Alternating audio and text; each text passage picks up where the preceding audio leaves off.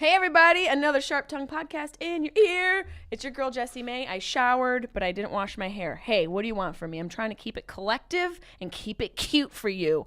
Coming up is a very exciting episode with one of my, actually somebody who I'm not very close with. I was going to say one of my friends, but we don't really know each other. But we're going to get to know each other in this episode. Before we do that, please go to hakunasupply.com/Jessimae.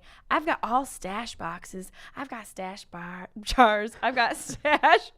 I got rolling trays, grinders. If you guys need some sort of accessories for your marijuana, cannabis, CBD, THC needs, go over there. Use code JessimaeCBD for 15% off. And you guys can have a little discount on your entire purchase. How exciting. I mean, I have to be truthful about it. Coming to the microphone is Mr. Erik Rivera. Hey. How are you? I'm good. We aren't close friends. We're not. We've known each other for a while, years. But just never really. We haven't really had a full conversation. Yeah. Is it awkward that it's on a podcast? It might be. now that you pointed that out, I'm like, huh. I just don't like...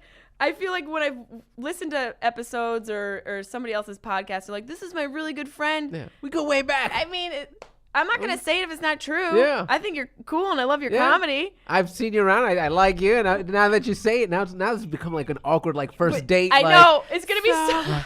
Where are you from? Where are you from? I'm from New York. You're from New York? Yeah, born and raised in New York. What part? I grew up in New Rochelle. Okay, so is that like... That's like North Bronx. Yes. That's like where the ongoing joke was like when Puerto Ricans get credit, they move to New Rochelle. Oh, shit. Yeah. They go to New Rock City.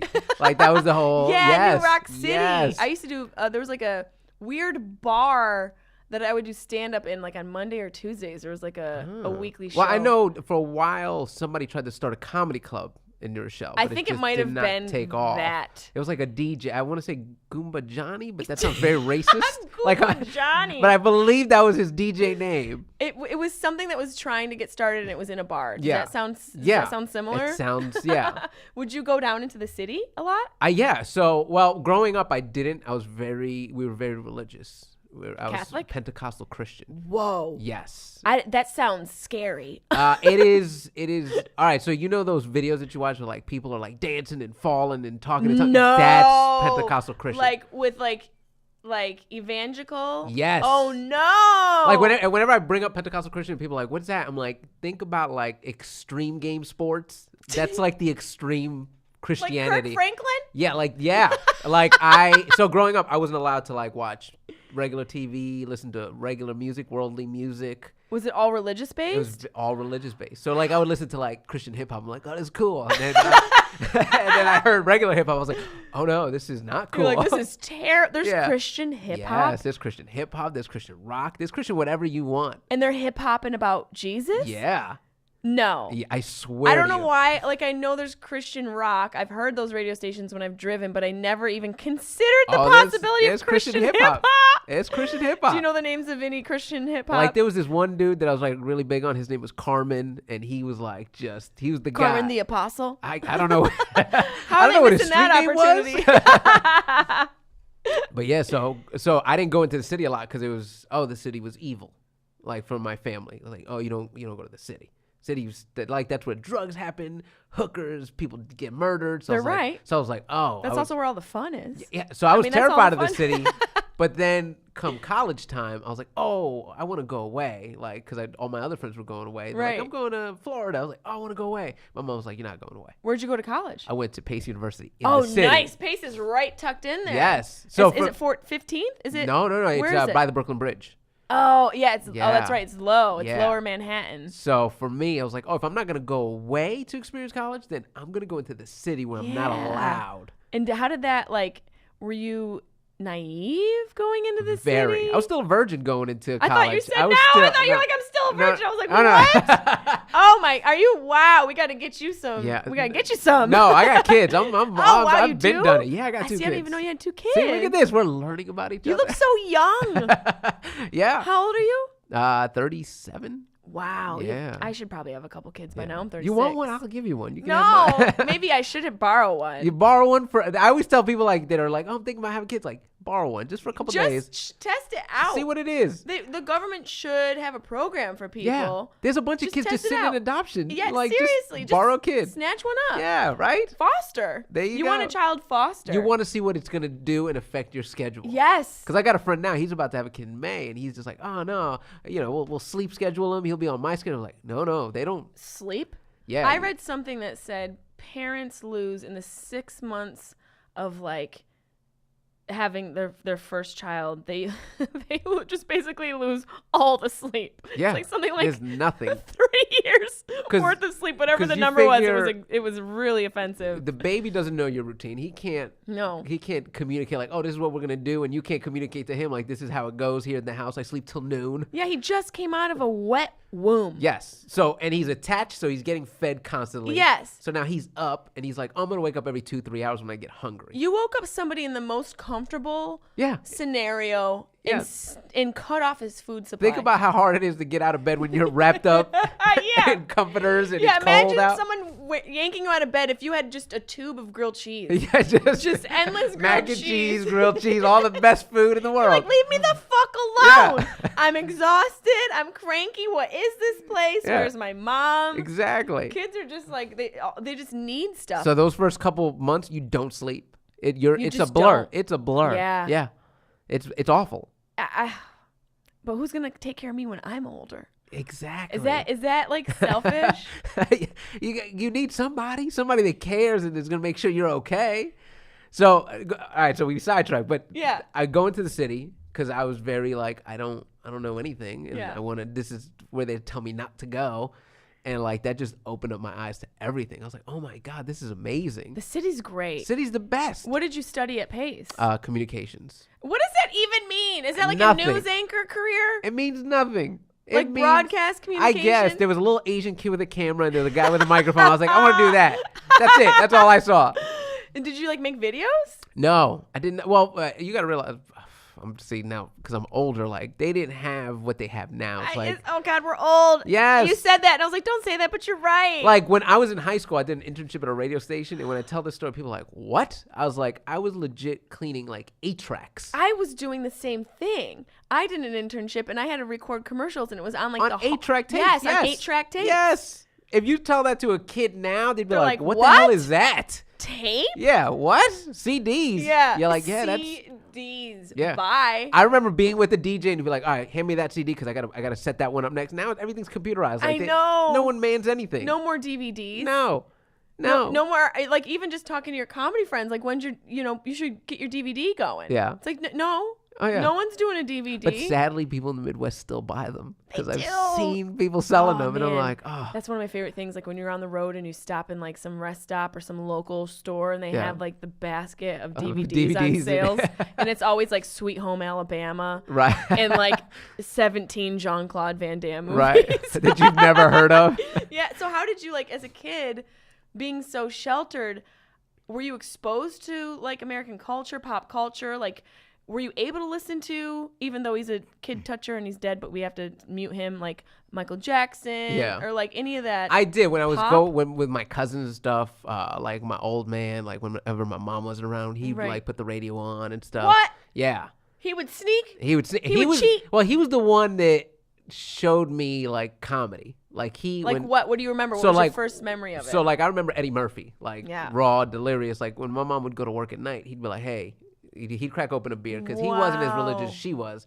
And he goes, you want to watch? I'm like, all right. And I'd watch all that stuff. And then there'd be movies. I'm like, I should not be watching this. That's like, so funny. Yeah. My dad did the same thing. Yeah. He was like, That's come so watch. funny. Just don't tell your mother. And I'm like, all right, cool. Did you keep it a secret? Of course. Well, I got in trouble a couple times because I would like repeat stuff because I was like, oh my God, that was so funny. Like Eddie Murphy, the ice cream bit. And or like the G.I. Joe in the butt. And I'm like, oh, hilarious. Yeah.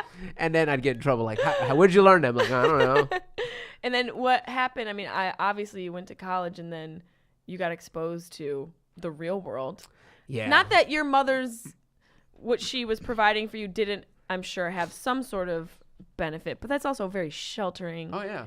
In slightly limiting experience for a child. I would not do that to my kids. Why do you think she was raised that way? Do you think that's why she raised you that way? She was raised religious, but for her, it was like, she was trying to do better than her parents did, so this was the way to do it. Right. When I tell you I was like extremely religious, I remember at the age of 16, maybe 15, we did a ceremony at the church where I got married to God so I wouldn't have sex. It was like and I had a ring on and everything. No! I swear to God. What? Don't swear to God. That's your husband. Yeah, Don't you swear to your husband?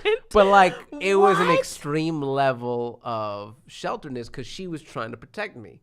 But that's so bad because then me and my little sister, because we have a sibling, when we finally did get exposed to it, we kind of went a little crazy. Well, how would you not? If all you did, if you just did any one thing Yeah. for a long time, here's the equivalent. I've been watching Game of Thrones nonstop to catch up for the 14th. I still haven't I'm watched going it. crazy. Still have not because watched it's it. I know. you I get the married same- Jesus I- and you haven't watched Game of Thrones. Did you wear a dress when you married Jesus? I did not. Did your sister marry Jesus? I don't think she did, but she used to sing at church. So Oh, she so was she like, didn't have to marry Jesus? she didn't have to 'cause marry sang Jesus. to him? I did. I married Jesus. So she was like the Goomba? Yeah, she was the black sheep of the family. Yeah, she was like Jesus' side piece? Yeah, she was the side piece. She You was were the like, wife I'm and not- she I was yeah. Do you talk about that in your special? I don't. I have not even started What? delving into the religious Eric! stuff. I know. But I started writing the stuff because now I have my kids and I'm like, I have to expose them to religion. Like this happened last Christmas. We were talking about Christmas in front of the kids and, the whole family's together. And then my mom's trying to explain to my son. She's like, oh, it's Jesus' birthday. And he's like, who's Jesus? And I was like, yeah, I got to get him to You're church. like, oh, you got to at least man. know the basics, dude. Yeah, but so are you raising them religious? I'm not. Is your wife religious? She's not. We have not been to church yet with the kids. Wow. Yeah. That's so interesting that it was such a part of it was all of your upbringing and you're not even. Yeah. Well, how do your parents feel? How does your mom feel? My mom's upset. She's always like, when are you gonna go back to church? And in her head, because she sees me do comedy, she's like, you'd make a great preacher.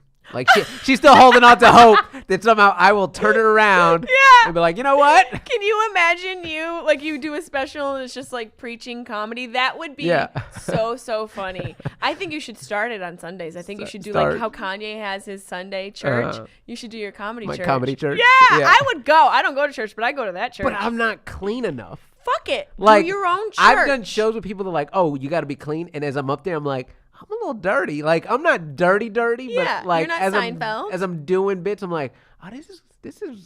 It's real. I think maybe because I am similar, I don't like to equate it to dirty or raunchy or what any one of these words or adjectives. It's a little bit more real. Right. Maybe raw if you want to go there. But it's not dirty. Yeah. It's just uncensored. Uncensored. Because- Hey, that's a better word. Yeah, because if you look at people, especially, no offense to your mother, but people who are devout, religious, and even preachy about it, Right.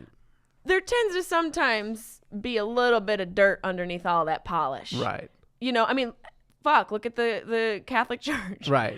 They were like the top of religion. They were probably the most powerful religion, if not still, in the world, right. in history. And still. And fucking little skeletons. boys. Yeah. And then hiding all of that.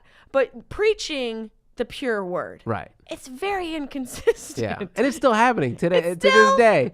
And people happening. don't care. People are still going to church. Yeah. I don't understand. It's that sort of thing just blows my mind. Right. Where just that inconsistency and the hypocrisy. So you didn't grow up in church. No, a similar situation, kind of like my mom grew up semi-religious. My dad grew up Catholic. So we just went to a Protestant church. But we didn't, we just went out of routine. We didn't carry it at home. I like Catholic church because it's like an hour. You go in. And you get some snacks. Get some snacks. You're out. Pentecostal Christians. But then you might get a finger in the butt. You might get. You know might what? have to marry a priest in his closet. I married Jesus. You can handle a priest if you got Jesus. See, Pentecostal church would go from like 9 a.m. till whenever.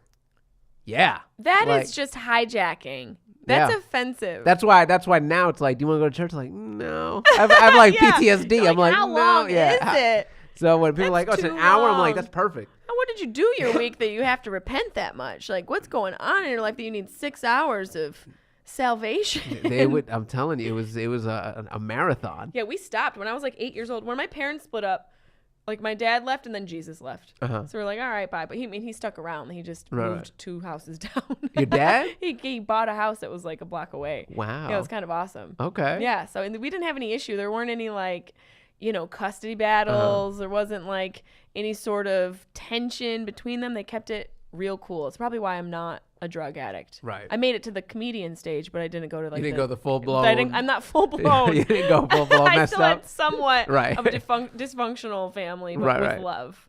Are your parents still together? Well, my father passed a couple years ago. Oh, yeah. what happened to him? He had Parkinson's. Oh, I'm sorry to hear that. I talk about it in the special. As you should. HBO, yeah. Absolutely. April 26th. What's it called? Your special? Well, it's sort of it's called Entre Nos, which is like the equivalent of the Def Jam, but for Latino comics. That's awesome. Yeah. So That must have been very difficult. My father passed of Alzheimer's, which is Yeah. Neurodegenerative. So it's just heartbreaking. It's hard because, like, I don't know if you feel the same way. I kind of would have rather been sudden, like just boom.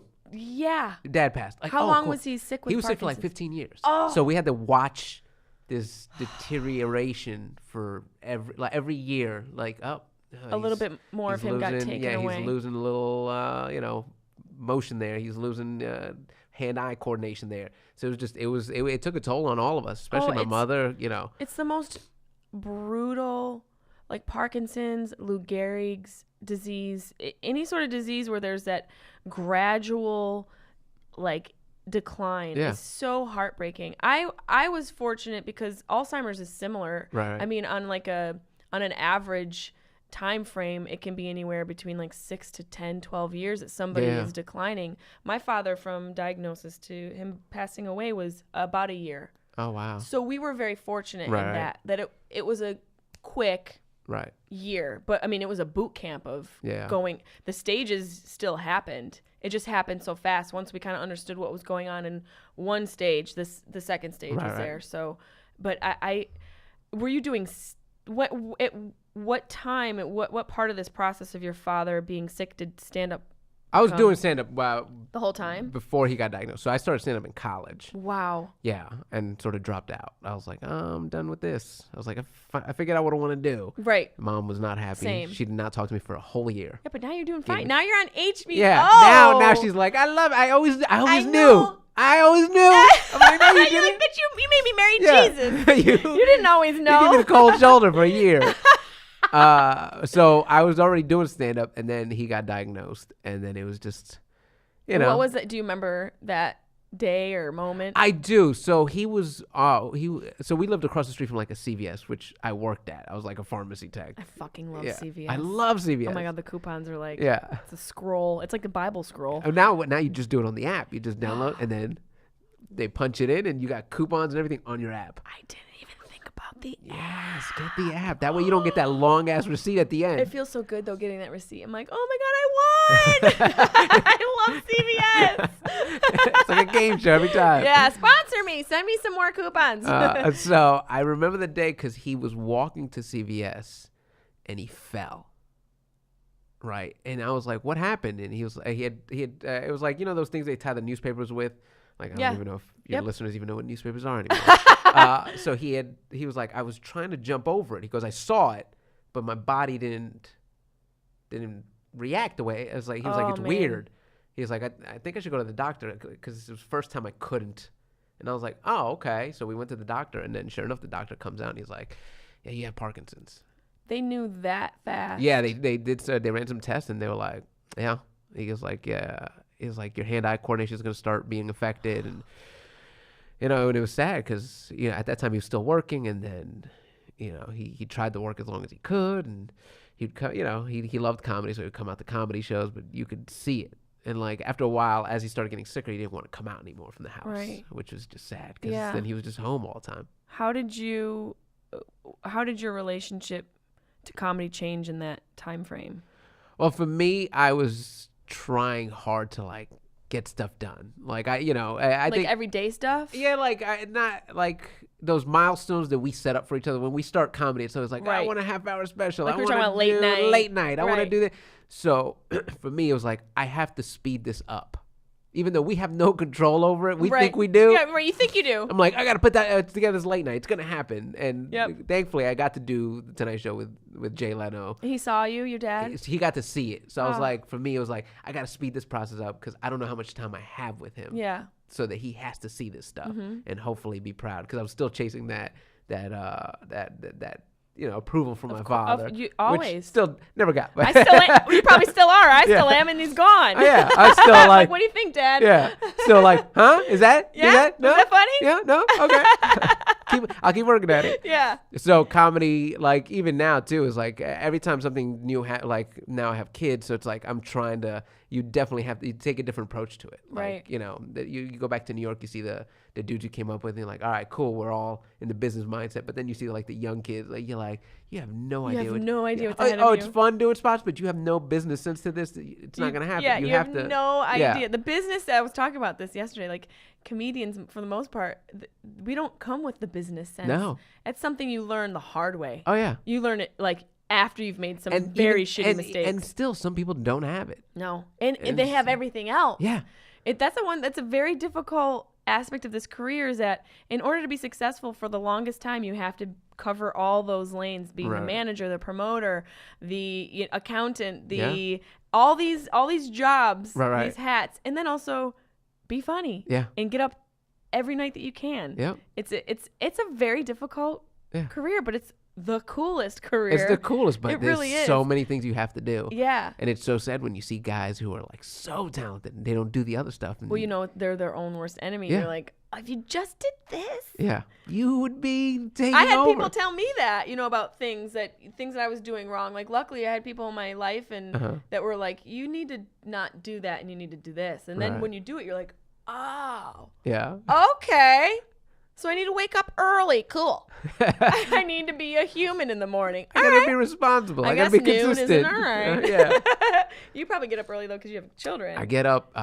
Lately, I've been getting up at like 5:30 because Yeah. I'm shooting. So I'm doing this. This coming out April 26th, and then HBO loved it so much that they were like, "We want you to do a half hour." Oh, that's awesome. Then I'm shooting in a couple weeks. So you did Entrenos, and then you're doing your I'm doing a half hour. Entrenos? Yeah, Entrenos, and then I'm Entrenos? doing my own half hour that'll be coming out in the fall. And so what's that going to be called? I have You haven't thought about it I have a yet? couple names. You don't have to say them. I don't know yet. Yeah. I'm still figuring it out. Yeah. But so I've been getting up every morning at like 5:30 so that I can work out before the kids get up because I can't look sloppy in the half hour. No, I agree. And also, like, that'll keep you sharp. Yeah. That'll keep you focused on the task at hand. Right. Yeah.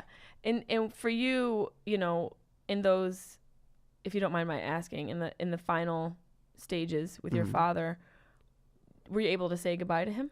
Yeah, I was in New York for a couple weeks. He had gone into a hospice because it was just getting to the point where my mom was like, I don't know what to do, and he's in the final stages. So I got to go there for a couple weeks and just hang out with him, talk to him, Was he able to talk, respond? A lot. Yeah, at that point, most of his speech was gone. So some of it was labored. Yeah. But we got to just spend time together And connect with. say yep. goodbye, and do the things you would hope you could do before someone passes. And after that time for you, were you able to get up? How soon were you able to get up on stage? It took so the first couple times I got up was like maybe 2 weeks after. Yeah. And it was just like almost like I was zoned out, like Yep. autopilot. Just I was doing the jokes, I would see them laughing, but I wasn't there. Yeah. And then I started writing about it. And then I was like, all right, I'm going to talk about this. And I remember a couple times going up on stage like, so, but no, not ready. Not ready. I'm not ready. And I'd like tears. And then people were like, what the hell just happened to this guy? I knew you were going to say Because I was like, I have to talk about it. It's all, from like his passing, the funeral arrangement. Like I wanted to talk about because it was funny, but it was just like, I just was not ready. So it took about a year before I was able to like, sort of like, bulldoze through those Yeah. emotions and start talking about it. And it was funny because then the audience would come up to like, oh my God, I just went through that. Thank you so much for talking. So it's like I was talking about something different that they Yes. weren't ready, that some people were dealing with as well. And it was like, thank you so much for bringing this to light. And I was like, oh, okay, cool. Yeah, and you're like, oh, fuck. Yeah. Everyone's going through this. Yeah. And that, I went through the same thing. I remember because I'm sure you talked about it while he was sick. Yeah. Like just maybe, did you have like a couple jokes about Yeah, I had that a couple little jokes bit? about Right. it. Yeah. Right. And then, I had the same thing when he was sick and some material about it. And then there was those couple moments after he passed in October where I go up on stage and I'm like, my dad, ha, ha, ha, ha, just like pop, Yeah. pop, pop, never mind. Yeah. Yeah. Weather's crazy, huh? God, there's a pigeon in the room. How'd a bird get in here? That's weird. Weather's crazy. Give it up for birthdays. Whose birthday? Anybody? I can't. Oh, my dad's not going to have any more birthdays. Okay, I'm going to leave. Yeah. I'm going to leave. Is Taco Bell hiring? I'm gonna go. Thanks. Have a good night. And they'd be like, she was only on there for 5 minutes. What happened? She didn't tell a joke. She cried and then she left. What the hell? Weirdest show. But even still now, like, I don't know about you, like, it's been 2 years. Like, there's times I'll start talking about it and I'm like, oh boy. Absolutely. Yeah. I mean, the whole past week I got high and cried in my closet. Great place to cry. Okay. It really is. I Because will there's take clothes your- you can just put them on the floor and like lay down on them. Yeah. Okay. Fitting rooms, Marshall's fitting room, great place. Oh, to you cry. did it in public in a fitting Yeah. room? Oh yeah. Because I started writing this joke about when you go through something very tragic like that, in just a mode of general communication, someone says, "How you doing today?" Yeah. And you're like, Yeah. I'm fine. You're just I'm like, okay. that question's Yeah. so much heavier. Oh, yeah. Where before you're just like, "Oh, I'm great. How are you?" Yeah. You really think about how you are. You're like, "Well, actually, I've had a rough day." Yeah. They're like, "All right, well, do you want almond milk?" Or and you're just trying to get like a latte order Yeah. in. I was just looking for an okay. You? Yeah. Good? And you? Okay. People don't really mean it. Oh, We yeah. got to stop saying that. We got to stop asking people how you're doing. Which, by the way, don't watch Disney movies after a Fuck. parent passes away. All Disney movies. All They're Disney the worst. movies. Coco? Don't. I had to shut Don't. it off. Lion King. Good. The dinosaur. The good dinosaur. No. No, none of them. They're- Lion King. Yeah. Oh. Because my kids will put it on Netflix, like, oh, Dad, let's watch this. And they're like, what's wrong with Dad? He's crazy. No Disney movies. None of them. Yeah. Do you talk about this in your special? No, not this one. Not this stuff. so No. funny. Yeah. No Disney movies. You got to do that religion. I hate Disney right now. Oh, God, that is so funny. My cheeks hurt from laughing at that. They're Lion King. They're redoing the Lion King. I'm like, I'm not ready to watch this live animation Mufasa die again. Nope. I don't care how much my kids beg. Like, can we go? Nope, we're not. You can go with your mom, but I'm not going. I've already cried through the animated version now. Oh my God, that is so funny. And just in general, like those movies are already depressing. Yeah. I went to Mary Poppins. I saw Mary Poppins. I like Mary Poppins. Oh yeah, but the song about where the lost things Yeah, go, lost it. Yeah. I was there with my friends. We smoked a blunt and then went and watched Mary Poppins. And the song about where your lost things go started, and I just grabbed my friend's hand and I was just like, "Gah! Where did they go? Where's my dad? Where is he?" It's so funny what can trigger those emotions, but that's a part of just being an adult. Unfortunately, one of the stages we have to go through as 35, 36-year-olds is considering losing our parents. Yeah. And how to navigate that. And not only how to navigate it, but also how to thrive through it. Yeah.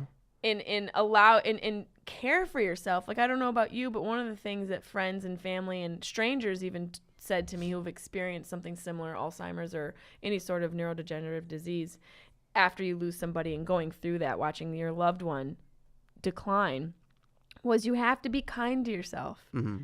And I was even still sometimes so hard on, I need to work. I just got to push through this, and not really like allowing those moments to grieve. Right. And like as a man who was raised religious, did you ever have like was it hard for you to have those emotions, welcome them and process them? It took a while because my family was very like, we shut off emotions. Right. There's I think like all old Latino men are very like, you don't show emotion. Like I had a joke, my dad told me I love you one time, and it was just like, I love you to move out from front of the television. I'm trying to watch the show, and I'm like, all right, I'm gonna count that one. So it did take a while for me to process. It was funny because my wife would constantly like, hey, you good?